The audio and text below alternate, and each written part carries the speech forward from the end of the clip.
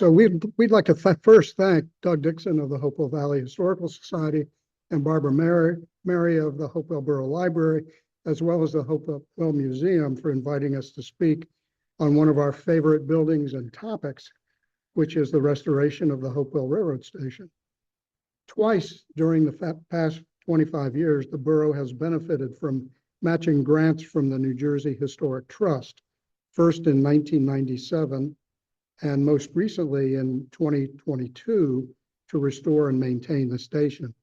As Bob said, I'll be talking about the history of the building and the initial project, and my associate, Jen Arnoldi, who was the project manager for the recently completed, I'll call it the current project, will talk about its design and construction. So first, the history. Hopewell Railroad Station is one of the oldest in the state, as well as one of the most interesting architecturally.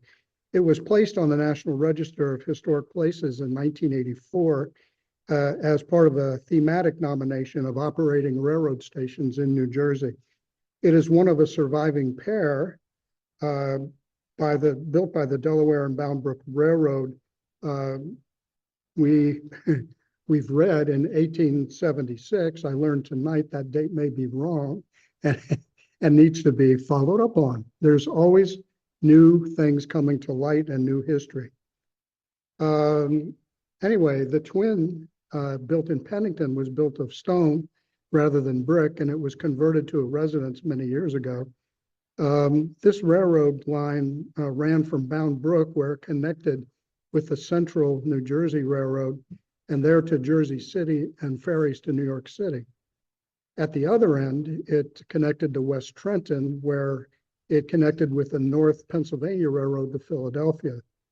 Construction was vehemently opposed by the Pennsylvania Railroad, leading them to construct a competing line, the Mercer and Somerset.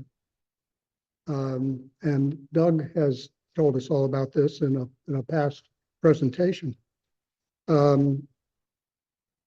So engines and workers clashed on January 5th, 1876 at a crossing point, or Frog, just west of Hopewell, where the two lines met. Known in folklore as the Frog War, the confrontation did not reach the point of battle, although troops were called out. Okay. The controversy was decided in the courts in favor of the right of the Delaware and Bound Brook to cross the Pennsylvania's tracks. With the resolution, construction was completed swiftly, and trains were put into service by the end of January 1876. Offering good service to the Philadelphia Centennial Exposition at Reading Terminal, the line was absorbed by the Reading Railroad and continued to flourish. Reading's downtown ferry terminal at the north end was convenient to Wall Street. However, when the Pennsylvania Railroad opened its tunnel into New York, its tunnel into Midtown New York by 1910, the situation changed and service on this line gradually declined to 2 trains a day by the late 1960s. In 1983, a year after my wife and I moved to Hopewell, passenger service was abandoned. The coming of the railroad and the building of the station fueled the development of Hopewell from a hamlet along the Georgetown-Franklin Turnpike into a village with station complex at its center. Hopewell became a center for the shipment of products from the Sauerland agricultural region. And by the end of the 19th century, there were small industries, a bank, several stores, a hotel, several new churches, and many new residences. And the development constitutes much of the present borough of Hopewell. Hopewell Station is an archetype example of a local depot. A so-called side station, it was located, as was the custom, on the inbound track and exhibits characteristic forms: rectangular massing with a long side parallel to the tracks, a prominent bay window on trackside, and a broad overhanging canopy around all sides of the building. The plan is also typical, with 2 waiting rooms, one for men and one for women, very Quaker type of idea. Had a station master's office, a baggage room, and a toilet room. However, the Hopewell station is distinguished by the richness of its architectural treatment and is a high-style example of the Second Empire. This is evident at the mansard story with its roof cresting, patterned slate roof, extensive gingerbread woodwork. While no specific attribution has been found, the design was influenced by a design published by Charles Graham in Bricknell's Village Builder in 1871. This featured a large mansard cross gable with a convex lower slope and a gabled upper area. And then this was outlined with a band of jigsaw ornament. Centered in the cross gable is a pair of round arch windows fronted by a balconette, like those of this building. So I believe that one can safely assume that the designer of the station was Charles Graham. Before I run through a brief chronology of the initial restoration project, I'd like to acknowledge specific contributions by several people to this effort. I've been advised never to do this because I'm going to leave somebody important out of the mix. And if I do, I apologize in advance. You can email me and I'll be sure to correct my oversight on the Hopewell Valley Historical Society website. First and foremost, I must thank our longtime supporters at the state through the New Jersey Historic Trust and their directors, Harriet Hawkins, Dorothy Guzzo, and recently Glenn Saponis and Judith Murphy, who was our project contact on the current project. Constant support has been provided by local government, meaning the borough councils, the planning boards, and the historic preservation commissions.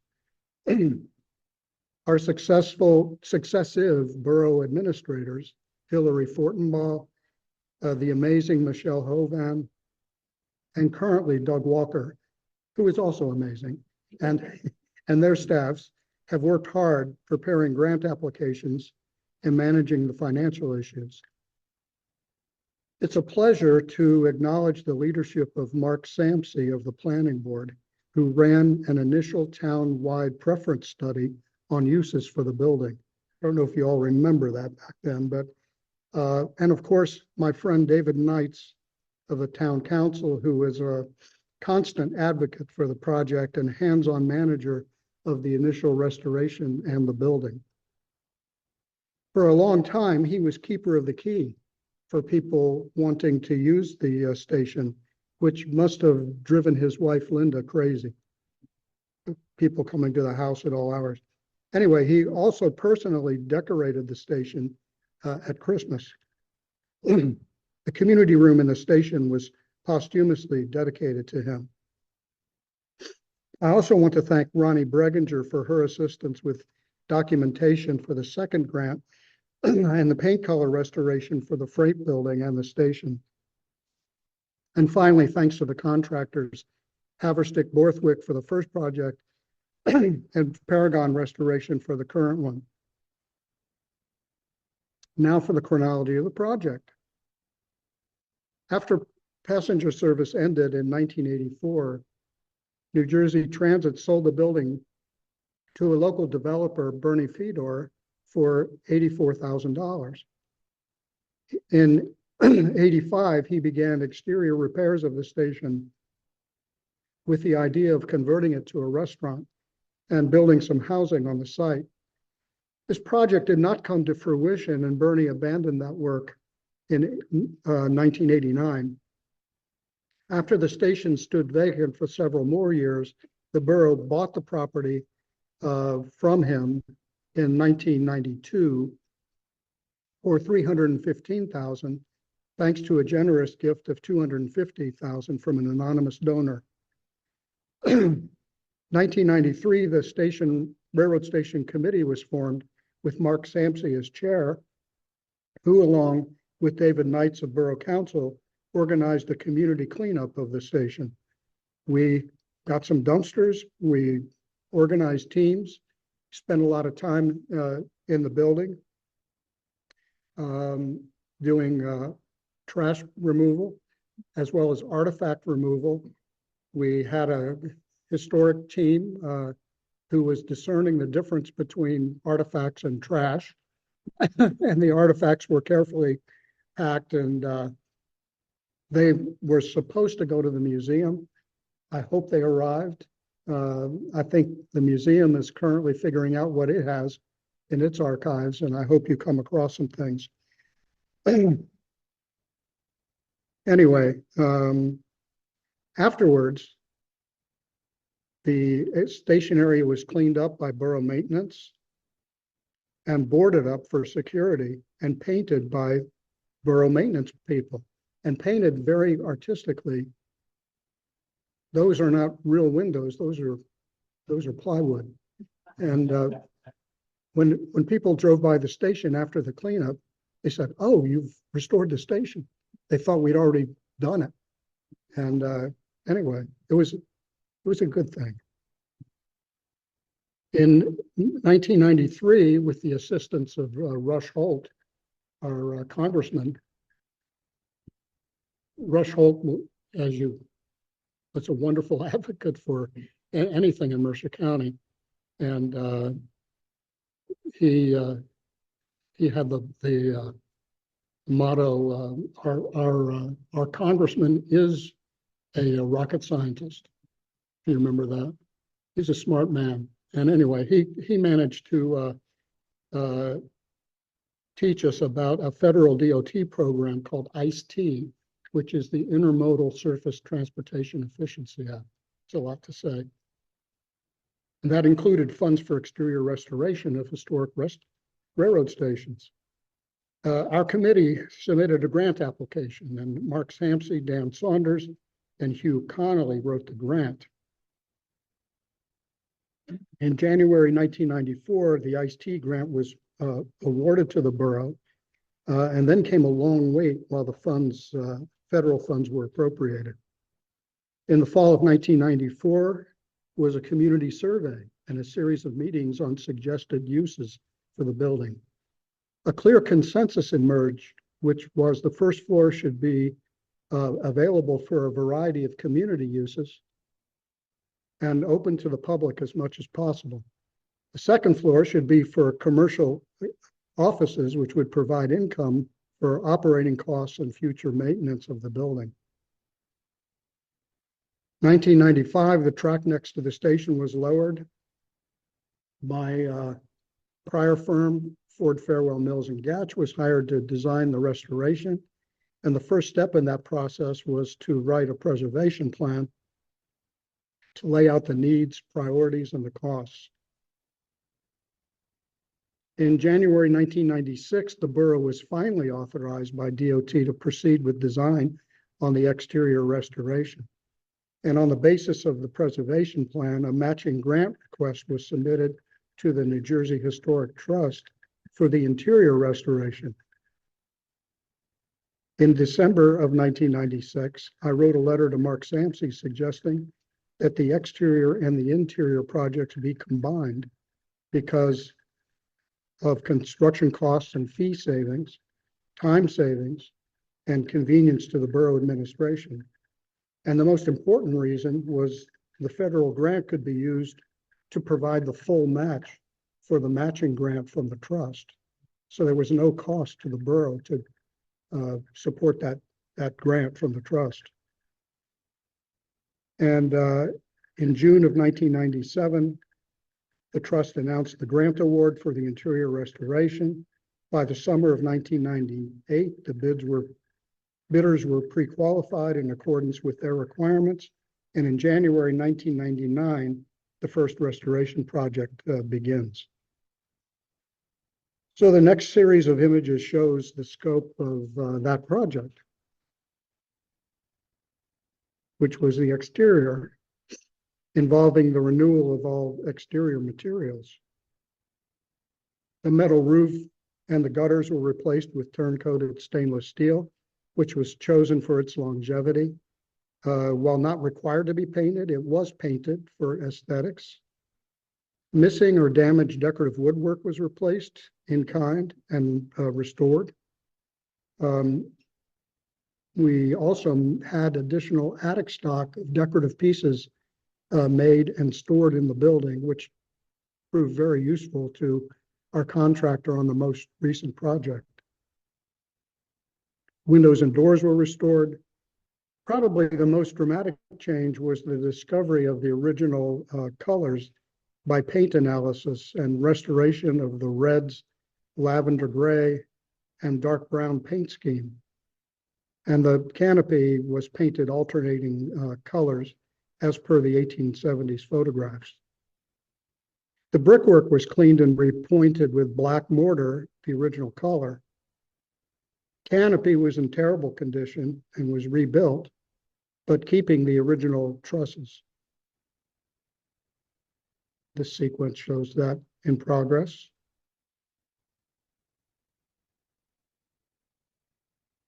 And then a new metal roof was put on. The concrete walkway around the station was falling apart and was reconstructed with a retaining wall on the track side and a new ramp for accessibility on the town side. The freight building restoration was also made a part of the project. It should be called the Rick and Cynthia Porter Memorial Freight Shed because of their advocacy in saving it and getting it added into the project. The building was in bad shape and almost burned down by a homeless person trying to keep warm. It too was restored with its original colors. You can see that in the background. A few years later, architect Paul Buda and I designed the restoration of the platform surrounding the freight building because the building looked naked without it. On the interior, after removing modern acoustical tile, we designed and installed new HVAC, plumbing, electrical, and fire protection systems. The framing was structurally repaired and upgraded, and a new code-compliant egress stair was added for the second floor in the former storage and baggage room. Paint analysis was also undertaken on the interior, and the original Brown Decades paint scheme was recreated on the beaded board and the plaster walls. Period light fixtures were added along with unobtrusive lighting, track lighting to serve various uses. In December of 1999, the Trenton Times was able to run the article, quote, "Railroad Station Reopens." Since that time, the station has been heavily used as planned. The Bunbury Foundation took occupancy of the second floor, and the first floor remains available for use from anyone in the public, subject to borough approval. The community spaces have been utilized for public meetings, craft fairs, art exhibits, a polling place, musical performances, birthday and anniversary parties, and it serves as a studio venue for a group of talented artists. While the building has been well maintained on the interior, the exterior has suffered from what all old buildings suffer from: rain, wind, snow, ice, high and low temperatures leading to peeling paint, metal corrosion, and wood rot. After 25 years, the building became in need of a major refresh and repairs.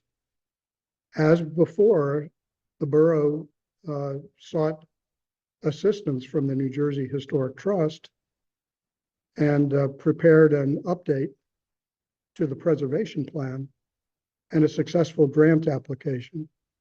So Jen will pick it up from here and describe the conditions addressed and the construction of the most recent project.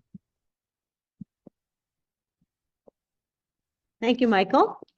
So that's where I jumped in. The first step, now that we had a grant, was to do a survey We always look for, as architects, the obvious deterioration, and then what's the underlying problems or the incipient problems that could occur, what materials are failing, what damage do we think in systems will happen, essentially how do we keep the water out of the building. So we surveyed the building. Here we go.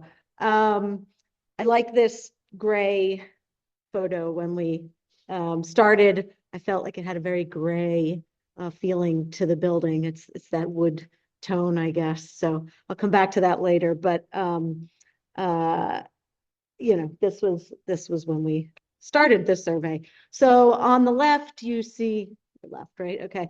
On the left, you see the roof, which was the turn-coated steel, like Michael said, but had some surface corrosion.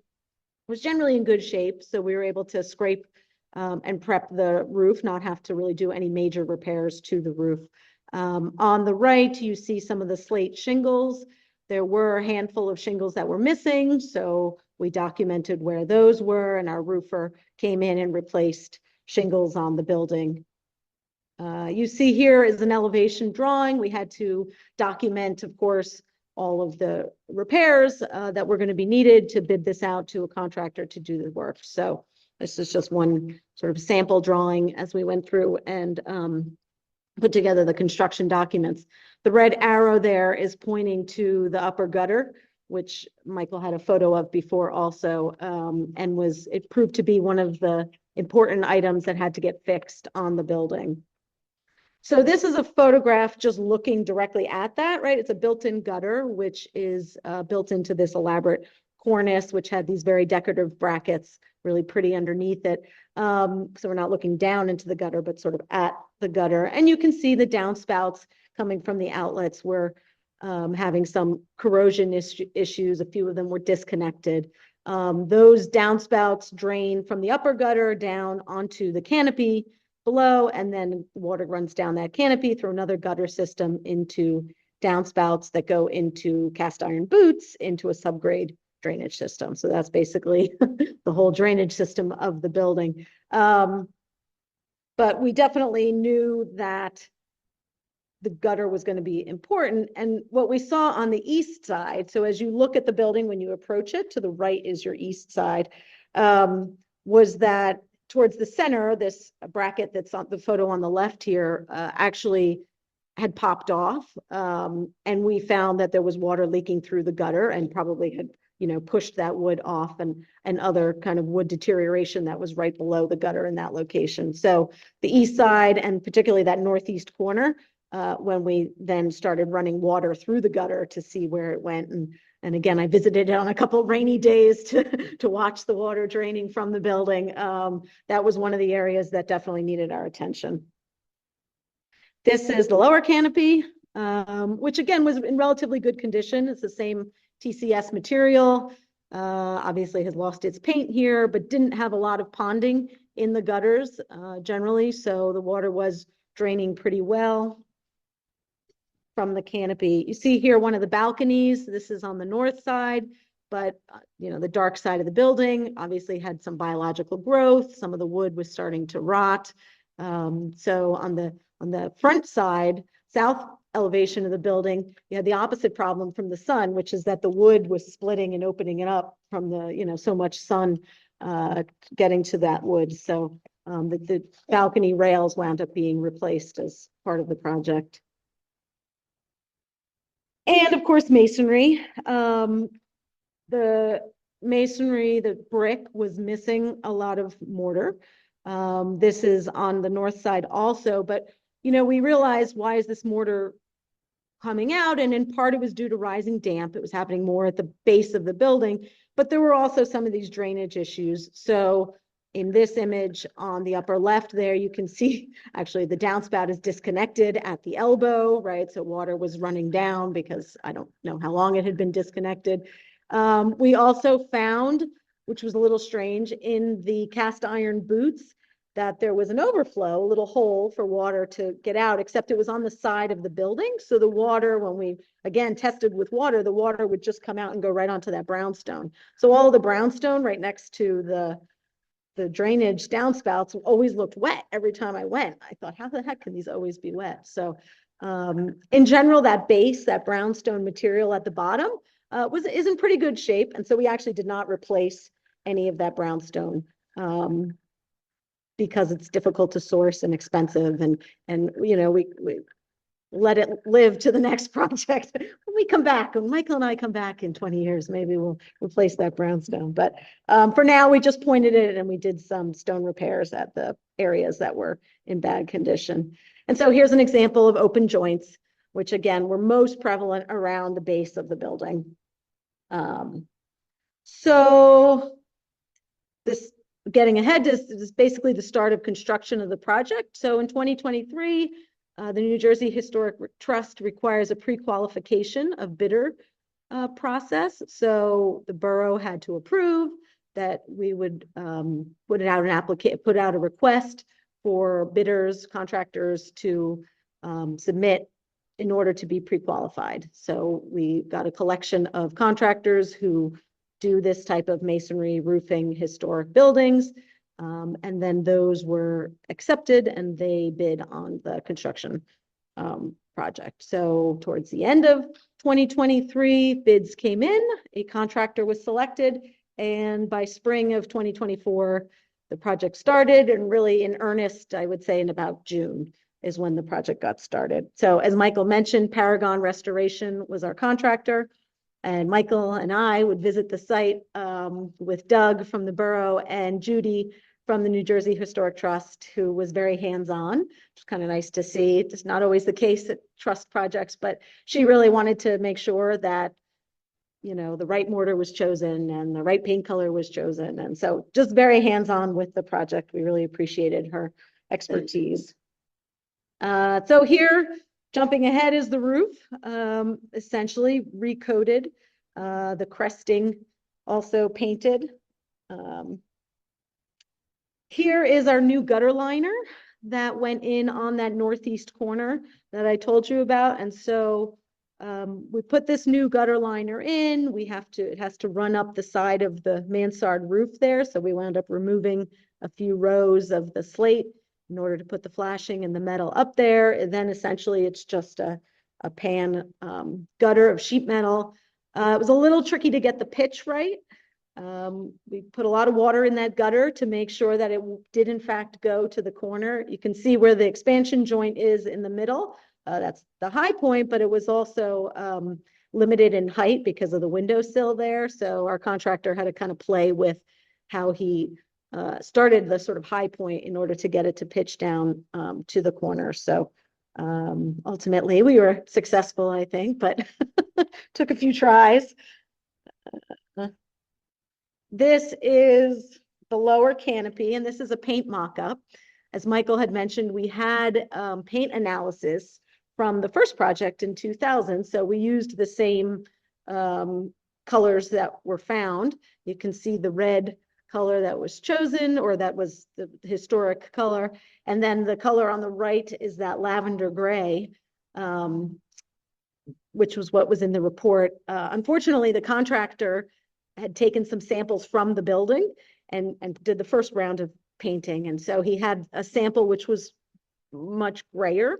I think the borough had painted the building at some point, so it wasn't quite this lavender, or the color had just faded and changed over time. So we came out and looked at it and we said, oh, it's not quite the lavender. It's a little kind of bluish gray. And so we made him try again, and he came back and we still, we have this Sherman-Williams like color name, Autumn Dusk. We made him go back and try again. He said, I said, you know, she has to be lavender, right? Like, this is our French, building. She needs to be colorful, beautiful. Imagine, pink and lavender. And anyway, this contractor had enough of me, but, and then when we looked at the brownstone, he had this very brown mortar. Oh my God, the brownstone is purplish. Don't you understand? Or you see that it needs to match. It's this purplish brownstone. So anyway, lots of fun colors on the project.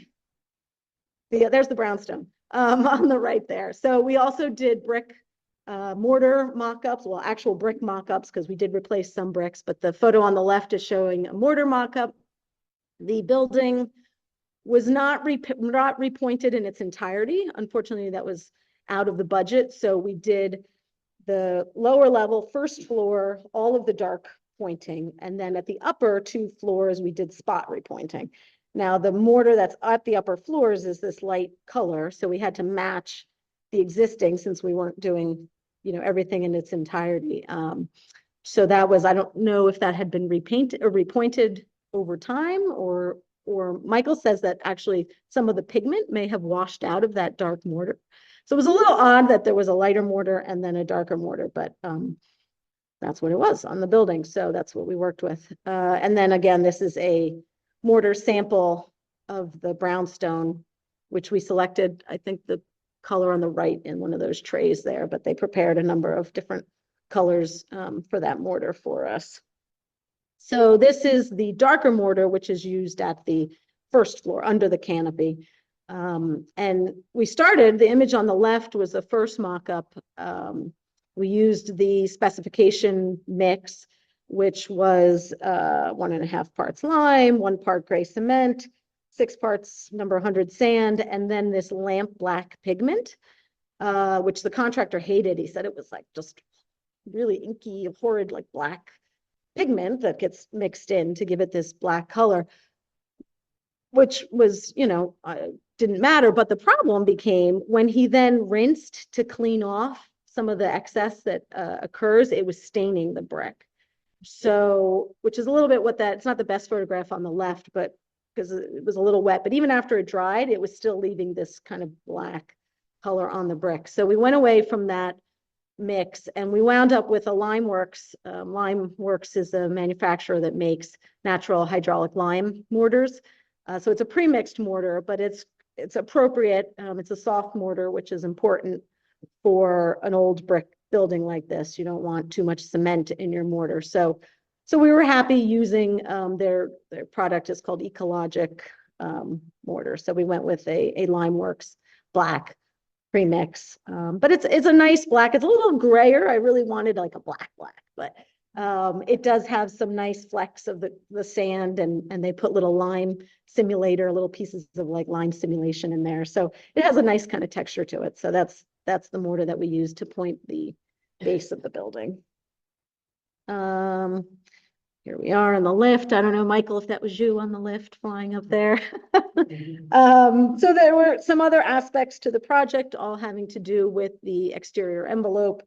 As I said, there were some brick replacements, some pinning of the brownstones, graffiti removal. We replaced the door to the basement at that Bilco doors. We replaced one of the guardrails. We pointed the areaway. We did the balcony. We actually re-roofed that balcony, reset the balustrades, and then put new top rails in on that balcony. Added a dehumidifier in the basement. Essentially, a number of things to just keep the envelope tight, keep it dry, and spruce the place up. So one of the most noticeable things is all of the decorative architectural woodwork. And for the most part, the wood just needed good painting.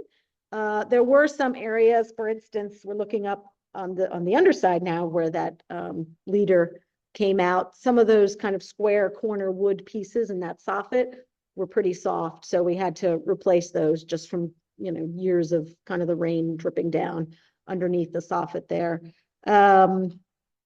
You can see on the upper part of the roof too, above the mansard, there's a little hole. Once the whole building was really power washed down, we found once all the loose paint kind of comes off, you really find where the holes and cracks and things are. So essentially we just had a good carpenter woodworker kind of come through and replace wood where it was rotted, but really used a lot of epoxy. So there's a lot of epoxy to fill holes and gouges and cracks and things, and then sanded and prepped and primed and ultimately painted. And in the cases of the gray, painted like 3 or 4 times to get it as lavender gray as we could. So there were 5 colors, maybe even more, but 5 colors that I counted that were used. There's the red, the lavender gray. There was a dark brown under the canopy, also on the doors. There's a lighter brown, almost an orangey type of brown, that's panels, and then there's this cream color. So she's a very colorful building, and I feel good that we restored her natural original colors back to her in true Victorian style. So this is that balcony, which I already mentioned before the top rail goes back on. The top rail, we thought about something composite, which just hurt me because I didn't want composite material, but ultimately we got a nice mahogany, sapele mahogany top rail, so true wood top rail, which I think is historically accurate. So this photo is again towards the end on the railroad side, looking at the railroad station, and Michael told me he liked this photo because of the sky, so I included it because Michael lives on this side of the railroad, so I think he has this view of the railroad station and felt affectionately towards this. It's a halo, yes. And essentially after the fencing comes down and the construction project is over, by the late fall, we wrapped up the project. And I mean, I think the goals of the project were attained. We made the building more resilient, right, against weather and water intrusion, and did with right materials for the old brick, such as appropriate mortars. So I think the building is in a good position now. We provided a painting schedule for the borough to kind of keep up with painting and periodic items like pointing. And in fact, we may be doing more pointing with yet another grant from the New Jersey Historic Trust. So we're currently working on that grant to finish up the pointing on the upper portions of the building. And, essentially, I'm proud to have worked on this project because it's a really great community center for the borough. So I think, Doug, the administrator, was like on our back all of November, trying to get us out of there and finish the project so that I forget what the first event was, but a craft fair or something could get back into the building and use it. So thank you. And I think one more slide. Oh, sorry.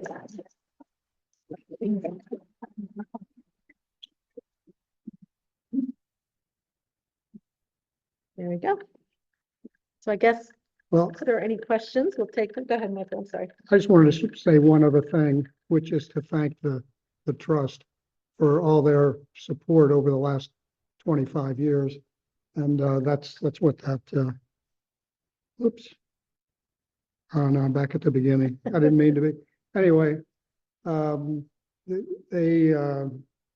we're very grateful to them. Project has now received 2 trust grants and maybe a third coming. The building has become the visual symbol of Hopewell, and it's part of the official seal of Hopewell. It's on all the borough trucks that you see rolling around. So the partnership between the borough and the New Jersey Historic Trust is responsible for the preservation of this building, which is one of New Jersey's most distinctive architectural landmarks. So we thank them very much for all their help and money. So we'll take your questions. So weather doesn't stop.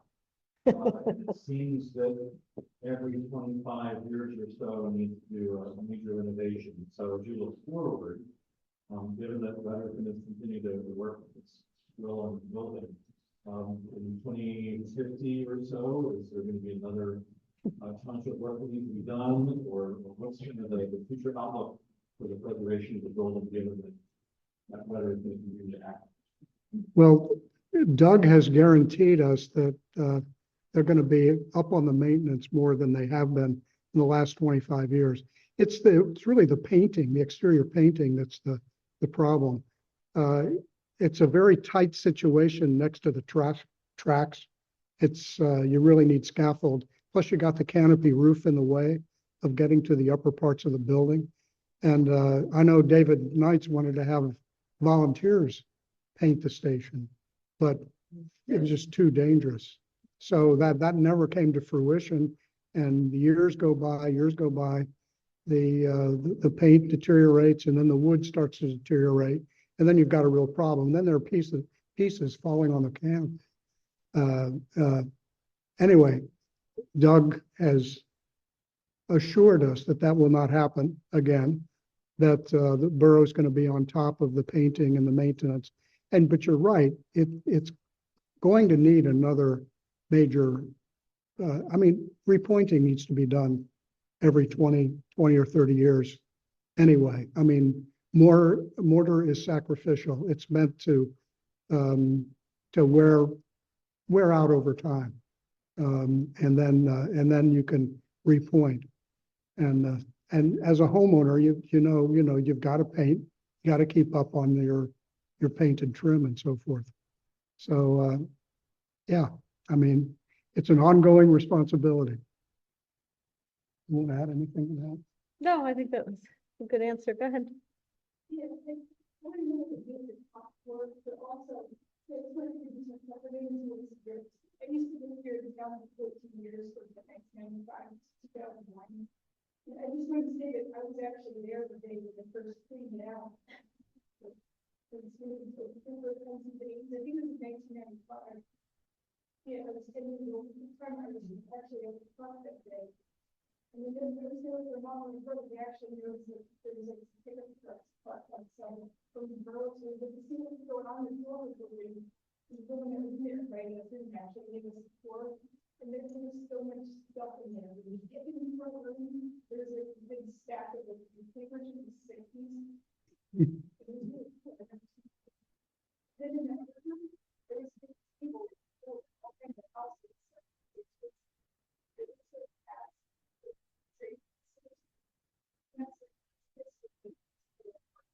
Like all the belongings of the family, I think the safety master was there with the family. Yep. Like all the stuff is still in there. Yep. And then the brought coffee.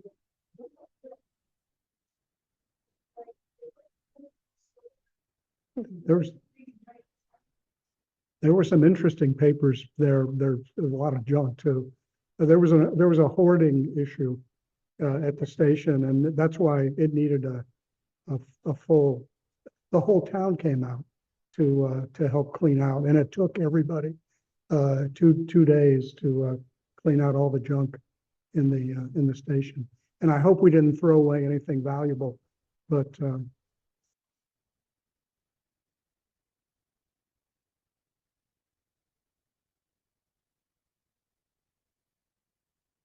mhm.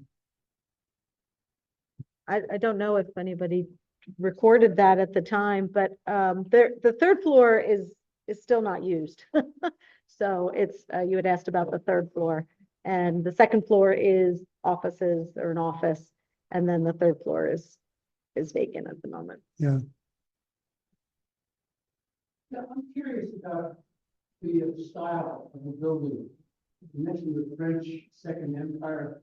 What was it about the 1870s or this particular period of time that chose this design for something that was American and that was also common throughout this area?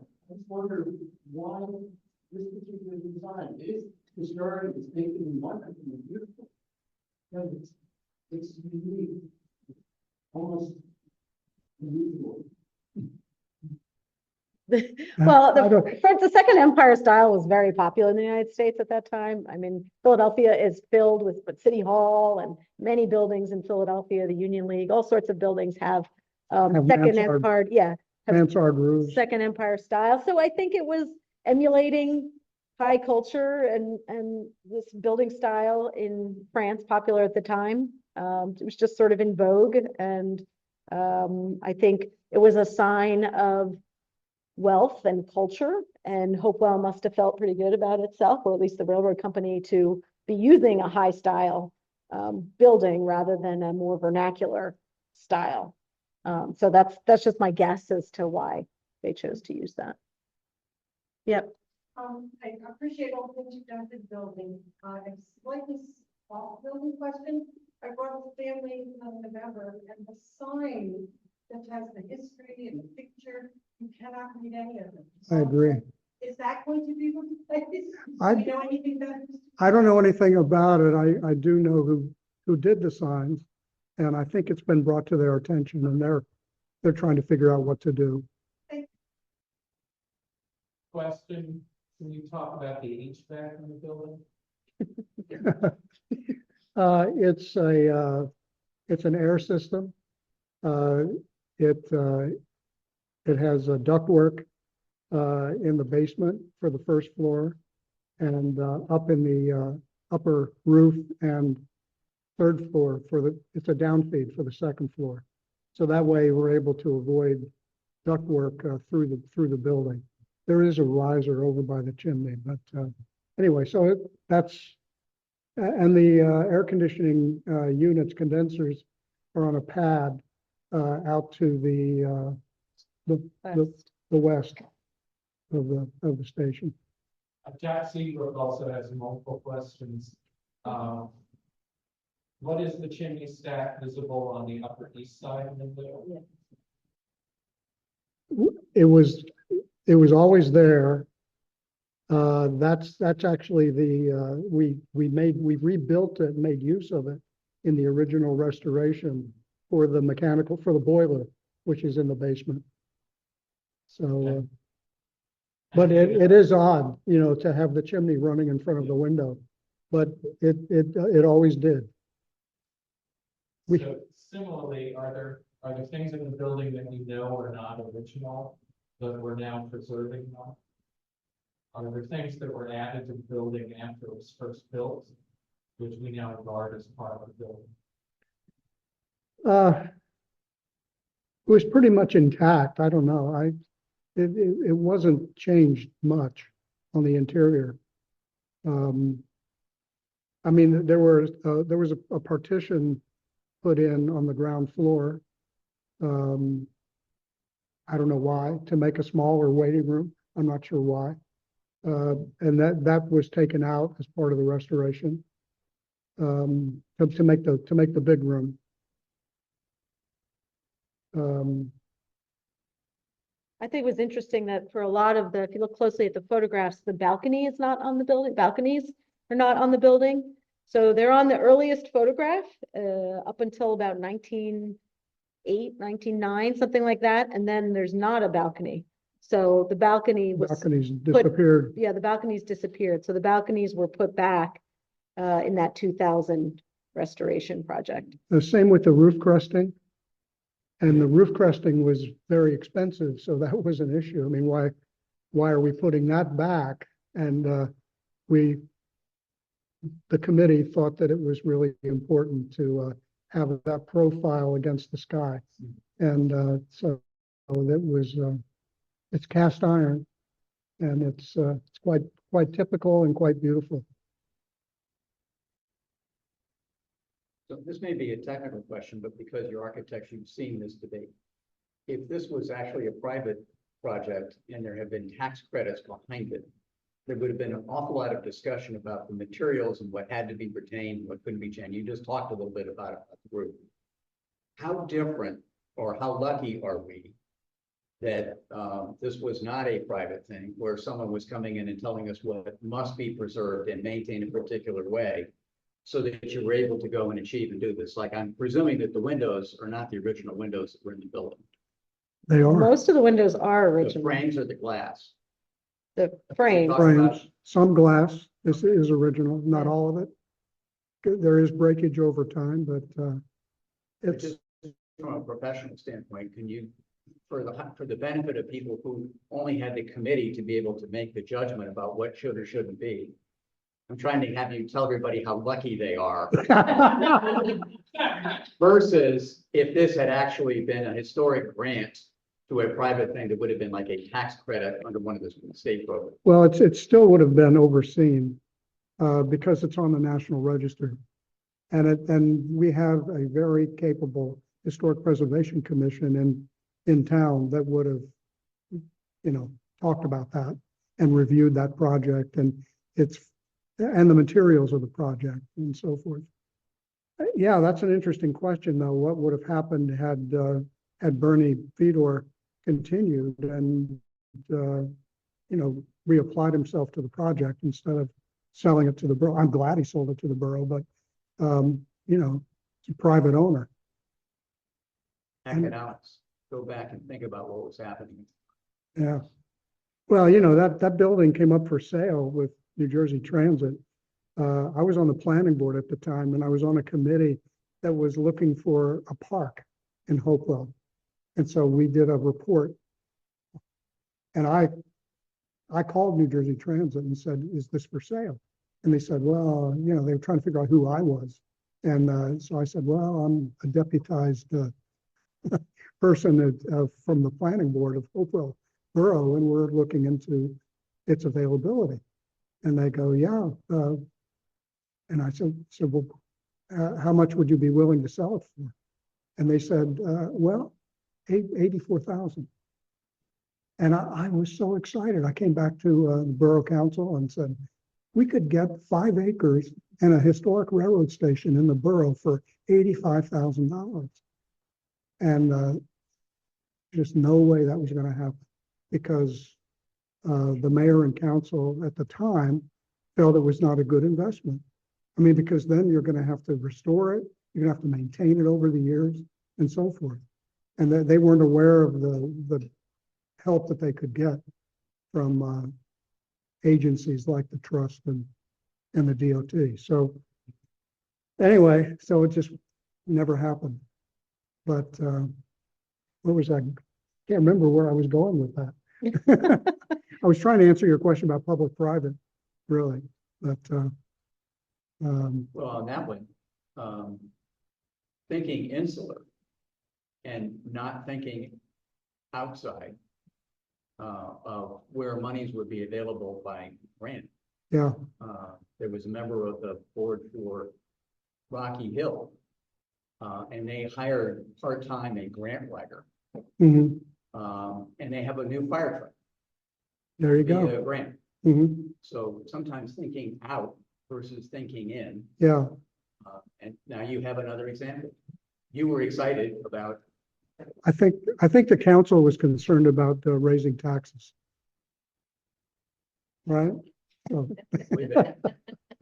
What's good is that the original materials were still there, and that when it was restored in 2000, the original materials were there. I'm thinking about the slate on the roof, metal for the gutters rather than a lot of the synthetic materials that are used today. was the original contractor, the contracting companies that, was it built by the railroad itself? So it was the railroad people that were doing it and building the stations? Because when they were doing it, the railroads had a different cost accounting. uh-huh, And so from them, the cost of actually building the building was irrelevant, because the money was actually in the rails and maintenance. Once it's in, it was there. So they would have a different idea about cost of materials. Mm. I'd be curious about what the debate was between the two of having brick and stone too. That seems like somebody flipped the coins somewhere. yeah. I think we won over. Sorry. It's the same design, but a unique appearance. Fine. What was the original heating system? And what was the original heating system? And were any visible features of it retained? It had stoves, and there was a stove put back. Somebody in the borough found an appropriate stove of an appropriate size. It wasn't hooked up to function, but it was brought in, and it's in what I'll call the museum room, which also has the original carved wooden benches around the perimeter. It's the ladies' waiting room. It is. But no, it was just a stove, pot-bellied stoves. And there are a couple of, I guess probably what are brick chases in the corners, and there's one or two, cast iron kind of plates where you see that the potbelly stove did go up, and vented. So there's no longer but you know, the functioning ones, but my guess is just from where I've seen a couple of those plates inside, that there were 3 or 4 stoves in the building, originally. Mhm. Kind of in each area, you know, the men's reading room, the women's reading room, I'm not sure what was back by where the restroom is today. So like Michael said, the original baggage room is where the stair is now. That was a baggage room. There might have been a separate baggage room in the back corner. There were 2 restrooms, one for the women and one for men. Men have to, actually, we could go back to this plan. Let me see. Whoops. Yeah. Oh, right, we're on a different, Oh, sorry. oh, they're not seeing this? No, they're seeing a different, Slide 8. So on the plan, in the upper, oh, that's cool.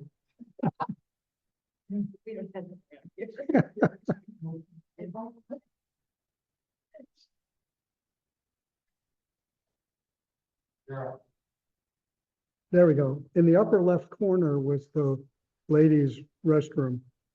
And there's a little like powder room outside of it. The men's restroom was accessed from the exterior, just a door and in a toilet. a toilet. So, you know, whatever. And then the baggage room was the room below that on the Yeah. plan. Yeah. So that's where the stair currently is. Speaking of waiting rooms, how does male and female waiting rooms work? What if you're a family and a couple together? What if you're a woman with male children and, oh my God? Do you have, anybody have any idea how that works? I don't think it lasted that way very long, you know. I but there are separate doors.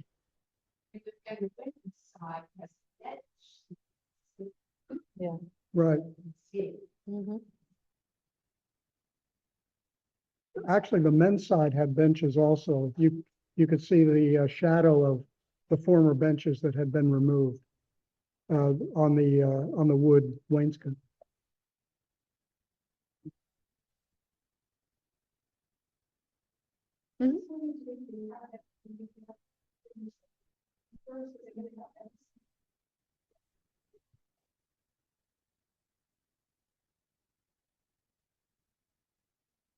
I don't know enough about that train if they had separate male and female cars.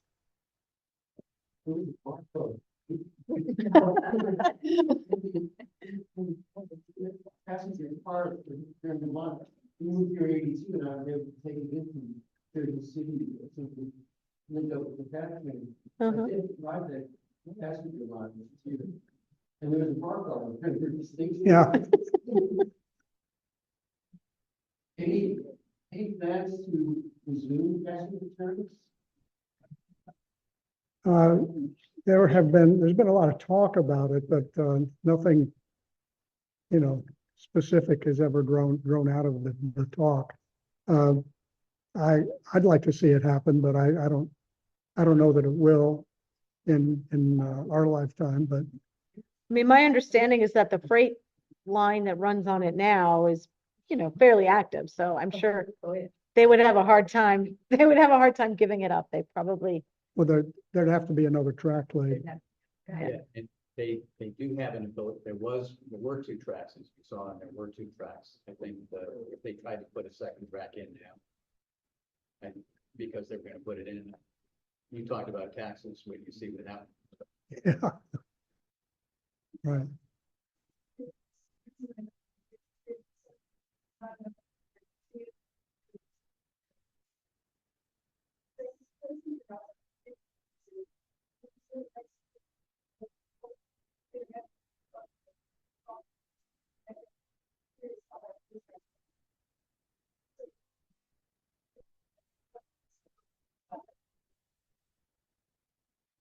I think unfortunately in the 70s, you know, the great era of car driving just led to fewer people using trains. So my understanding, Michael, from what you told me, is that there weren't as many people riding this train line. So I think they shut it down from, you know, it just wasn't as popular as their other lines, I'm guessing.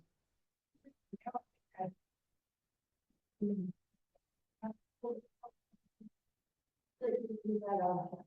It wouldn't be done. That was one of the things. 10 years ago, 10 years ago. There were a lot of stations along Jersey Central that New Jersey Transit sold to neighboring communities. Mhm. So now the communities run the station and the parking lots. Yeah. The stations tend to be right in the center of town, so they have really good locations.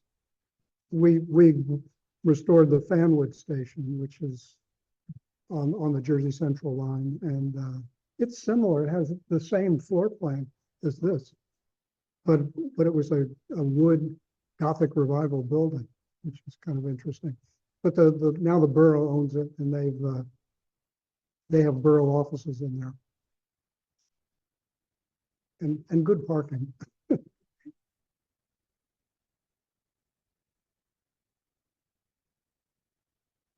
Well, thank you. Thank you.